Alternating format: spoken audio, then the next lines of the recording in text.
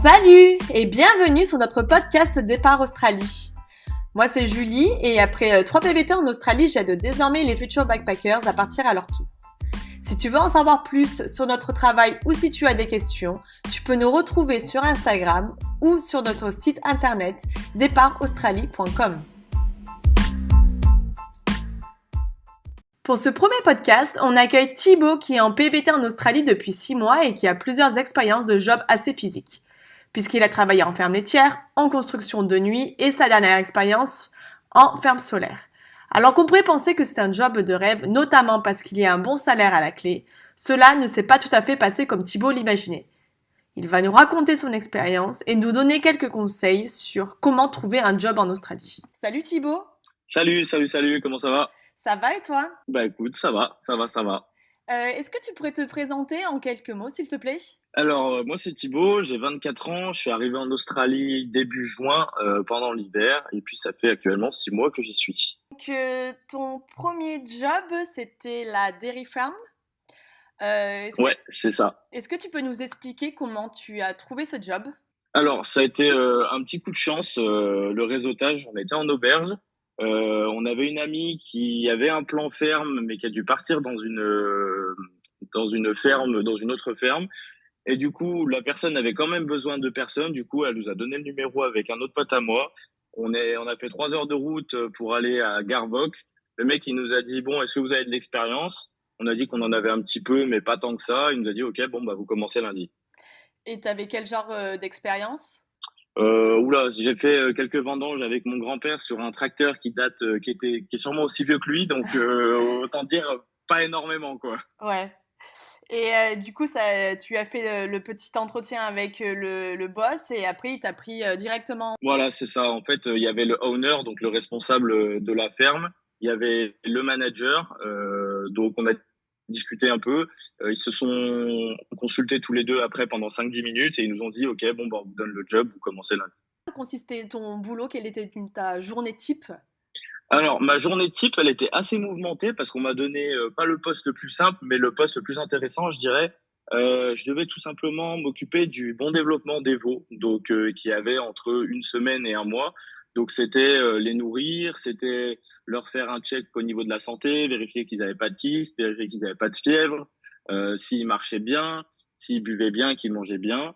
Et concrètement, ça se résumait à ça. Voilà, c'était toute la journée. J'avais à peu près 150 à 200 veaux à m'occuper. Et puis, je faisais ça toute la journée. En fait, je leur apportais du lait, je leur apportais du grain, du foin, etc. Et puis, j'avais le boulot de nounou, entre guillemets, nounou veto un petit peu. Ok, ben du coup, tu donnais le biberon, tu donnais le foin pour qu'ils se nourrissent. Mais alors, pour le check santé, tu faisais quoi? Tu prenais la température? Tu faisais Alors, comment? il y a plusieurs signes qui montrent qu'un veau n'est pas bien. Tu vas avoir le veau justement qui reste couché au moment où où il faut manger, pardon. Ça, c'est, tu sais qu'il y a un problème. Le veau qui a les oreilles qui pointent vers le bas, tu sais qu'il est triste, qu'il est malade, qu'il a un souci. Voilà, il y a quelques petits, tu vois un veau boiter, tu te dis oula, il y a un petit, je sais pas, une entorse ou un problème de joint ou quelque chose comme ça. Et c'est là où en fait tu sais qu'il y a quelque chose qui va pas.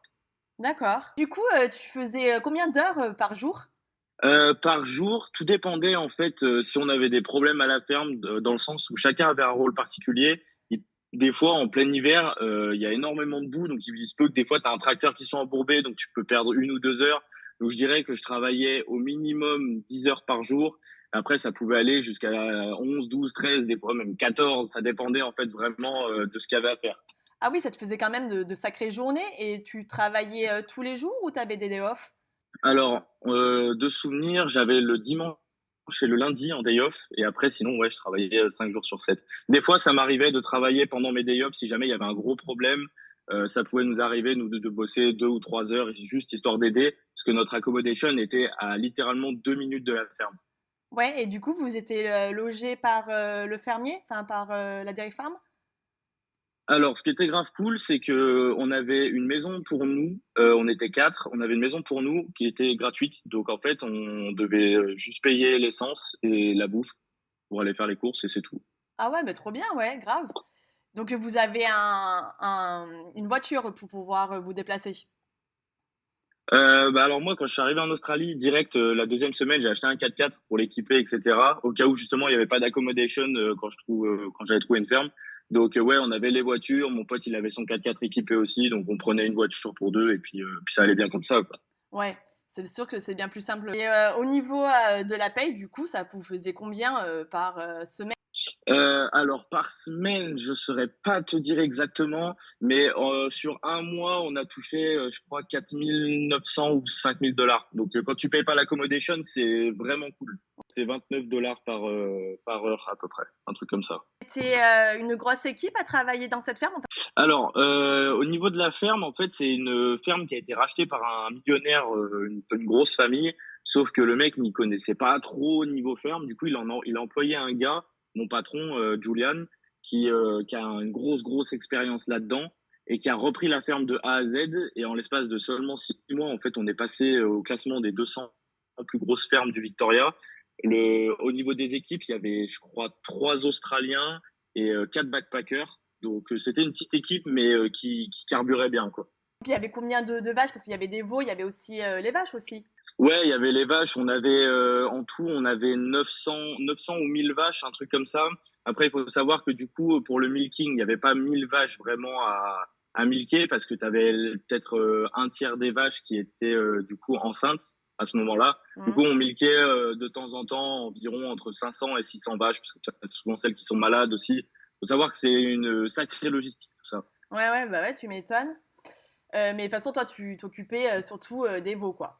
Voilà. Alors moi, principalement, je m'occupais des veaux. Après, comme je t'ai dit, ça pouvait arriver justement que des fois, je dois vraiment dépanner au niveau du milking parce qu'on a pris du retard le matin.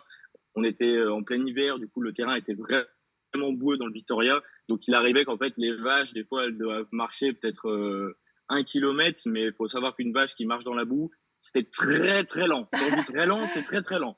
Du coup, des fois, on avait carrément 1 ou 2 heures de retard, quoi, selon le terrain. Ouais, parce qu'elles étaient à l'extérieur, les vaches, elles étaient pas à l'intérieur alors, Non, même bien en sûr, ils hiver. étaient à l'extérieur. Ils avaient au moins 3 kilomètres de champ, donc c'était vraiment un truc énorme. C'est l'une des plus grosses fermes dans le Victoria. D'accord.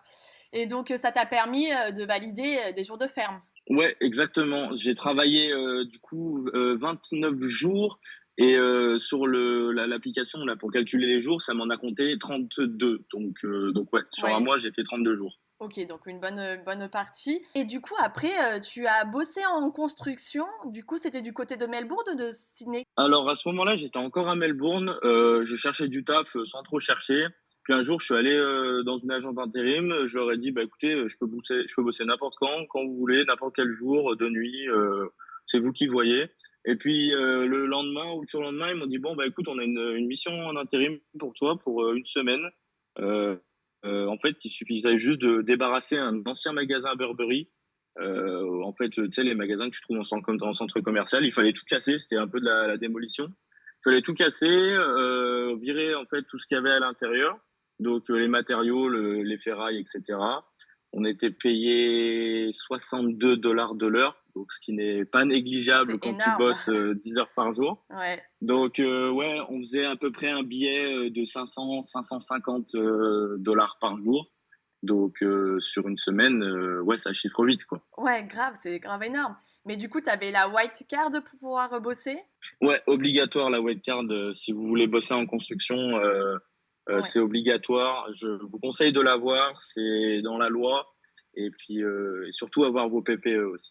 Ouais, donc tu avais les chaussures de sécu, le masque, les lunettes. Bah ouais, obligé parce que du coup c'est un chantier public et donc il y a des gens qui passent. On va dire que s'il y a quelqu'un de l'inspection du travail qui passe et que t'as pas tes PPE, toi tu prends, ton entreprise elle prend, l'agent d'intérim elle prend. Ouais. Donc c'est un cafouillage total. Donc vaut mieux vraiment être dans la safety. Ouais, ouais, ouais, grave. Puis oui, en plus en démolition, on sait jamais quoi. Ouais, surtout que les Australiens sont pas très attentifs, on va dire. Ouais, sur la sécurité, grave. Ah oui. Ah oui, des fois c'est un sketch, hein. Ouais. Du coup, tu faisais quoi comme horaire en construction? Parce que comme tu travaillais de nuit, tu commençais à quelle heure et tu finissais à quelle heure? Alors, tu me parles d'un truc qui était il y a 3 mois, je dirais que on commençait, ça devait être 21 heures et on finissait aux alentours des 3 ou 4 heures du mat, voire un peu plus, je sais, non, on finissait à 5 heures, je crois. Un truc comme ça, je crois qu'on commençait à 21 heures, on finissait à 5 heures. quelque chose comme ça. Ouais, donc ça faisait à peu près 8-9 heures de boulot par nuit. Ouais, c'est ça. C'est souvent selon un peu comment le site manager il voulait bosser, parce que la plupart du temps, il avait la flemme. Et des fois, Ah, on va dire qu'on arrivait à gratter une heure qu'on n'avait pas travaillé, quoi. ah ouais, ouais, c'est pas mal ça. Surtout à 60 dollars Ouais, de ouais, l'heure. ouais. Exactement. Et du coup, après avoir fait une semaine de construction, tu as voulu travailler en ferme solaire. Ouais. Alors ça, c'est pas. Il y a eu un gap entre les deux quand même. Ah, Il y a eu un gros gap de recherche. C'est-à-dire qu'en fait, on s'est dit avec ma copine, on était à Melbourne, on voulait aller à Sydney, donc on s'est dit on va se faire un petit road trip tranquille. Et puis une fois qu'on arrive à Sydney, on profite 2 semaines et on part en ferme. Sauf que ça s'est pas du tout passé comme ça. En fait, on a galéré énormément à trouver du travail. Du coup, on est resté pendant presque 2 mois et demi sans travailler. Et en fait, à force d'harceler, il y a quelqu'un qui nous a rappelé pour nous dire, écoutez, on a un job pour vous en ferme solaire. Euh, pour l'instant, on a une grosse ferme solaire qui est en cours de développement. On n'a pas encore de la place ici, mais on peut vous envoyer sur un autre site si vous voulez, le temps d'avoir des places qui se libèrent. Du coup, nous, on a dit bingo, ça nous fait une entrée en ferme solaire. d'accord. Et la période où vous avez galéré à trouver du boulot, c'était septembre-octobre, c'est ça? La grosse période où il y a beaucoup de backpackers qui arrivent. Septembre, ouais, c'est ça, mi-novembre même, on va dire. On a commencé le 27 exactement. Donc pour dire, on est bien resté 2 mois et demi, 3 mois dans le vide, quoi. Donc vraiment dans le flou. Ah ouais, malgré que vous ayez de l'expérience déjà en Australie, que vous ayez un niveau d'anglais plutôt correct aussi. Ouais, c'est ça. C'est ça. Ma copine, elle a passé 6 mois aux États-Unis, donc elle avait déjà un niveau assez, même très correct en anglais. Moi, j'avais déjà bossé en ferme, donc je savais comment conduire des tracteurs. On avait une voiture, on a la voiture équipée, donc on n'a pas besoin d'accommodation. Mais malgré ça, il y avait absolument rien. C'était vraiment le désert total niveau offre d'emploi, quoi. Ouais, bah, parce qu'il y avait beaucoup trop de backpackers à ce moment-là et que tout le monde cherchait du boulot. Donc, vous voyez. Ouais, c'est ça. Si vraiment je peux vous donner un conseil à tous, pendant de septembre à décembre, fuyez le New South Wales parce que là, il y a énormément de backpackers. Tout Mm. le monde arrive à Sydney parce qu'il fait ni trop chaud ni trop froid. Il y a les plages, c'est la ville phare de l'Australie. Par contre, pour trouver un emploi en ferme, c'est vraiment très très dur. Ouais, ouais, ouais, mais c'est ouais, c'est la réalité, hein, faut s'en rendre compte. Mais c'est bien, au moins tous les futurs backpackers, eh ben, ils pourront savoir comment ça se passe à cette époque-là, que c'est pas si évident non plus de trouver du boulot. Et C'est donc, ça. vous avez fini par trouver du boulot en ferme solaire. Est-ce que vous avez besoin de tickets pour bosser en ferme solaire? Alors, pour bosser en ferme solaire, t'as pas besoin de ticket. Tu peux y aller, rentrer en tant que simple laboureur, en fait, solar laboureur, ils appellent ça. En gros, tu assistes un petit peu les gens qui sont expérimentés en ferme et tu fais un peu du mieux que tu peux, quoi. Donc, concrètement, normalement, le travail n'est pas difficile. Il faut savoir que, par contre, ce qu'on vous montre sur les réseaux, c'est peut-être pas toujours la réalité. Nous, pour le coup, on a eu une assez mauvaise expérience des fermes solaires, généralement. Ah, bah déjà, comment vous avez trouvé ce boulot? Alors, comment on a trouvé ce boulot? En fait, après avoir passé des mois et des mois à poster des annonces sur Facebook, on s'est dit, il y a trop de monde sur Facebook. C'est pas possible de trouver sur Facebook, on va galérer comme pas possible, on va changer de méthode. Là, je vais vous donner une astuce pour tous ceux qui veulent rentrer en ferme solaire. Arrêtez de perdre du temps sur Facebook, vous n'allez pas trouver dessus. Nous, ce qu'on a fait, c'est que on a pris toutes les fermes solaires du New South Wales et on s'est penché dessus. En fait, on a regardé comment les recrutements fonctionnaient. Il faut savoir qu'une ferme de panneaux solaires, une fois que la construction est terminée, il n'y a plus de travail. En fait, il faut arriver au moment où le projet il start. Donc, c'est-à-dire qu'ils ont fini de faire les plans et il va falloir commencer à faire la construction, l'assemblage de tous les panneaux solaires. C'est à ce moment-là, justement, qu'il y a le pic de recrutement et la plupart du temps, ils recrutent que des backpackers, pratiquement. Hmm. Donc, on a fait on a épluché tous les projets. Et puis, il y a un projet, on s'est dit, OK, donc là, le projet, il est en phase de développement. Ils ont fini de faire les plans. Ils sont au stade de construction. Donc là, c'est le moment de postuler. Ok, Suite à ça, on a reçu un message d'un contracteur qui nous a dit, écoute, on a vu ton profil avec celui de ta copine, etc. On a le projet, on a une place pour toi dans quelques mois, un mois et demi, 2 mois. Est-ce que tu serais intéressé pour? Nous, on a dit cash, bah carrément, ça fait juste 2 mois qu'on cherche, donc Mmh. ouais, totalement, on est dispo. Et suite à ça, en fait, plus de nouvelles, plus rien du tout. Le mec, il m'a jamais répondu. Et à ce moment-là, on s'est dit, bah on comprend pas trop parce que le mec, il nous contacte pour plus nous répondre après. Bon, ça c'est typique australien, mais c'est pas grave. Du coup, on s'est dit, on va pas lâcher, on va chercher des informations par rapport à cette ferme. On a cherché, on a cherché. Cette fois-ci, en fait, via au groupe Facebook, on a tapé le nom de la ferme et on s'est rendu compte que des backpackers commençaient à rentrer dans cette ferme. Donc à ce moment-là, on s'est dit, il y a un problème, il y a quelque chose qui va pas. Donc on a contacté une des personnes qui allait travailler là-bas, qui nous a donné l'adresse mail de la RH, où on a envoyé un mail un peu salé disant juste que c'est pas normal que tu contactes quelqu'un pour te proposer du taf, que la personne accepte et qu'il n'y a plus de nouvelles. Donc on n'était pas hyper content du service. Ouais. Et suite à ça, c'est là où ils nous ont proposé justement de partir dans un projet annexe en attendant qu'il y ait du boulot à cette fameuse ferme. D'accord. Ben, c'est bien, bah, vous n'avez pas lâché et vous avez réussi à bosser, quoi. Rapidement. Ouais, exactement. Il faut vraiment pas lâcher parce que il faut se dire qu'on est des milliers sur le marché et je Mmh. minimise pas quand je dis des milliers.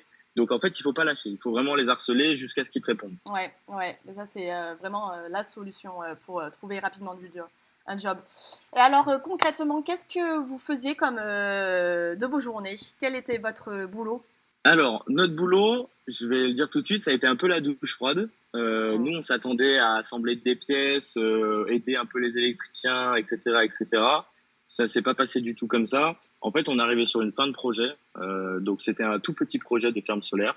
On est arrivé sur une fin de projet et en fait, grossièrement, on nous a donné toutes les tâches, du shitty job, quoi, du bon shitty job comme on aime.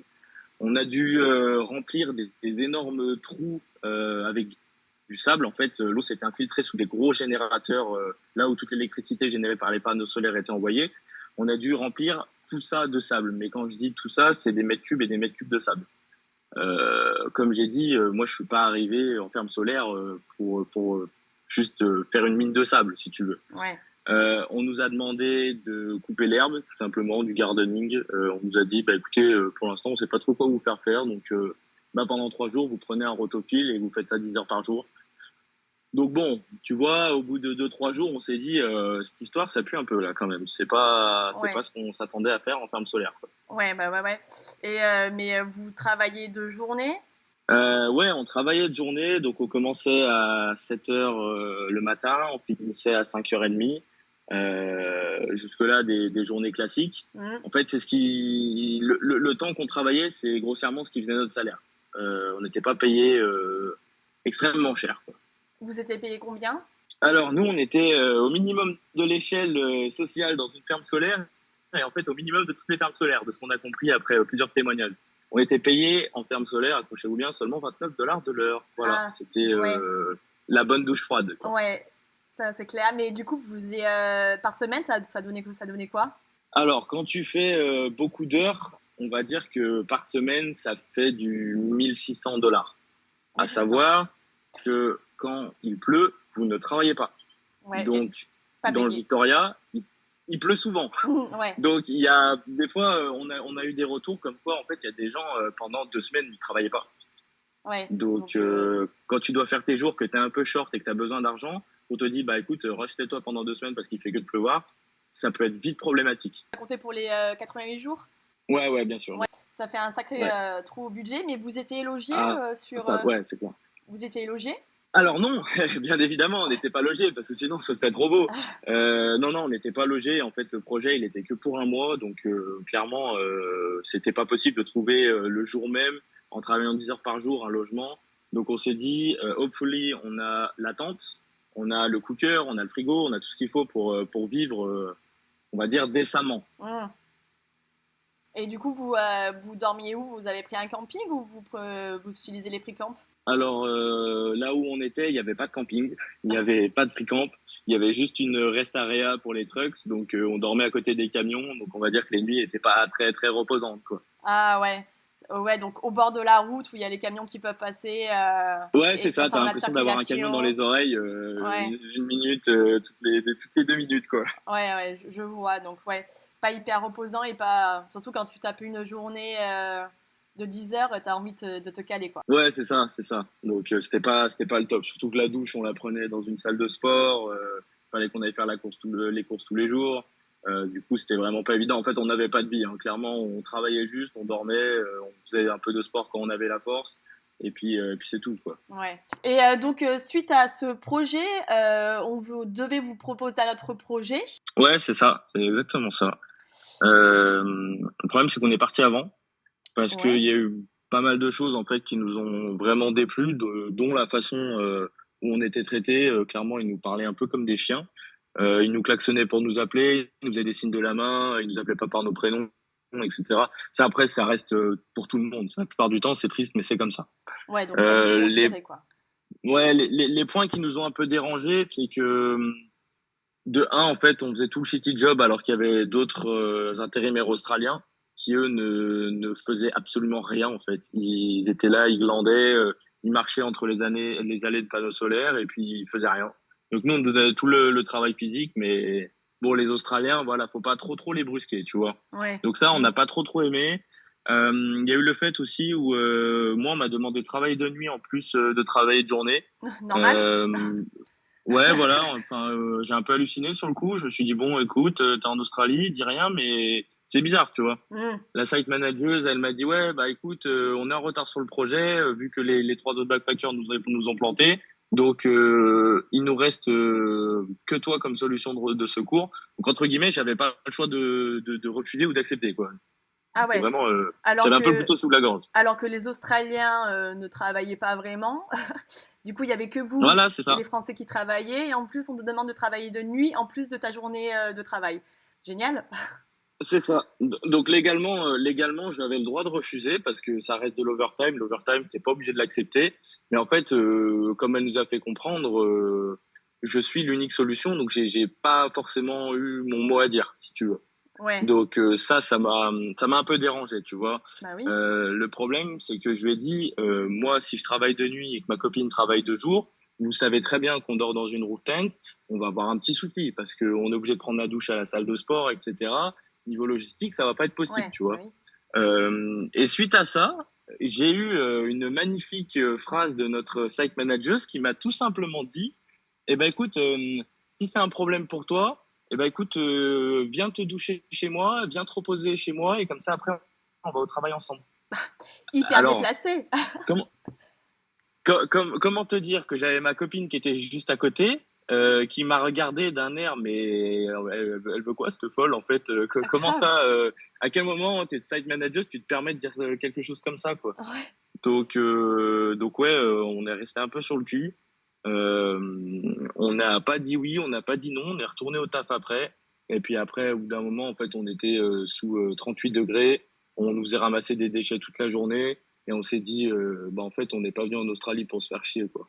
Ouais. Donc, clairement, après ces remarques, après le travail de merde qu'on nous donnait alors que les autres Australiens ne faisaient absolument rien, plus le fait que je vais devoir, en fait, bosser 16 heures par jour sur 24 heures. Mmh. Voilà. On s'est dit, bon, écoute, tant pis, c'était notre première ferme solaire, on n'est pas resté très longtemps, ça nous fait une expérience, mais Mmh. on Ouais. n'est pas en Australie pour ça, quoi. Ouais, ouais, bah oui, grave, vous n'êtes pas là pour souffrir, hein. Et puis, Non. et ouais, et toi, tu as quand même pas mal d'abonnés et il y a d'autres personnes qui t'ont dit aussi des choses assez négatives sur les fermes solaires, non? Ouais, c'est ça. Quand on a expliqué un peu ce qui se passait, on a eu pas mal de retours en nous disant, ouais, c'est abusé ce qu'ils vous ont demandé, vous avez bien fait de partir. Mm. Nous aussi, c'est limite de l'esclavagisme ce qu'on nous donne à faire. Notamment un gars qui m'a envoyé un message qui m'a dit, ouais, écoute, moi je suis en ferme solaire, je suis un peu mieux payé que vous, je suis payé 37 dollars de l'heure, mais je dois poser 900 panneaux solaires, il fait 39 degrés, c'est des conditions où ils n'ont pas le droit à des pauses. Le mec, il m'a dit, la plupart du Ouais. temps, les backpackers, ils arrivent, ils tiennent un jour et puis après, ils repartent. Il m'a dit, moi, j'ai fait 5 jours et puis après, j'ai arrêté parce que physiquement, j'avais mal à la tête, j'avais des vomissements, etc. Donc, en fait, en pleine insolation. Bah oui, Mais eux, en fait, les patrons s'en foutent. Ils sont là, voilà, on est des backpackers. Voilà, si t'es pas ouais. content, tu te barres, il y en Vous aura êtes de d'autres, la quoi. main-d'œuvre et puis basta, quoi. Vous faites votre boulot et il y a Exactement. aucune. Et c'est pas du tout safety, alors que l'Australie est hyper safety, hein. Ah ouais, non, mais en fait, nous, ce qu'on a remarqué avec ma copine, c'est que l'Australie, en fait, ils sont safety quand ils ont envie. Ouais. Mm. Et nous, pour te dire, tu vois, la fameuse site manager là, qui m'a fait des remarques un peu déplacées, Elle conduisait des engins de travaux sans ticket. La nana, elle savait à peine conduire les engins. Elle nous a mis en danger plusieurs fois parce que, en fait, clairement, on portait des énormes barres métalliques. Mais quand elle faisait ses manœuvres, elle regardait pas s'il y avait quelqu'un derrière, elle regardait pas s'il y avait quelqu'un à côté. Donc à tout moment, tu sais pas où elle est, tu te retrouves avec un poteau à la place de la tête, quoi. Putain, ouais.